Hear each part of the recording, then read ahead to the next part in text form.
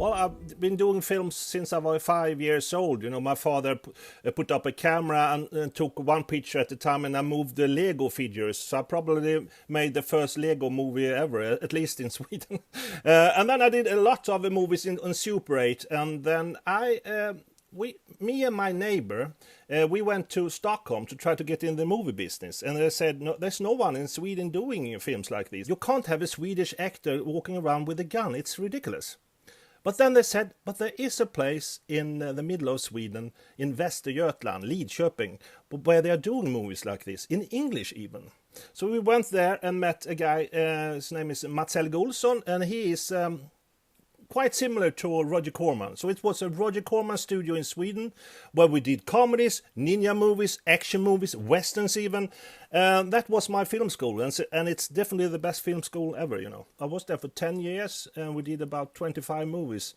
And then I went to Stockholm to my neighbor again, who had done the movie The Hunters, which were one of the biggest successes ever in Sweden. His colleague, the other producer of The Hunters, he heard about me and said, finally, you're here. Let's do the first proper police drama with action ever in Sweden, because his father was the head of a department in Gothenburg. So Joachim Hansson was a producer, and his father was actually in the same position as Johan Falk's boss was. So let's do this, because Joachim told me everybody thinks Swedish police work is so boring and everything, but in some situations it is not. Svensson Per-Olof avled för en halvtimme sedan. Så nu är det mord. The big thing with Johan Falk series is not only that it's about police and criminals, and that's quite unusual. You have it in The Wire, which is sort of that's the same quality, but it's also very personal. In ordinary crime stories, it's Agatha Christie. You find a body in the library, and then you have to figure out who's the killer. And in the meantime, the detectives yell at each other because they have different opinions. In Johan Falk, it has always been high stakes personal. Vad snackar du för skit? Jag vet vad du går för. Men du vet inte vem jag är. Från mig nu så sköter jag mitt eget försvar. Jag informerar dig om att Johan Falk har rest. Du är den enda som kan fria mig. Jag kommer att sätta åt dig.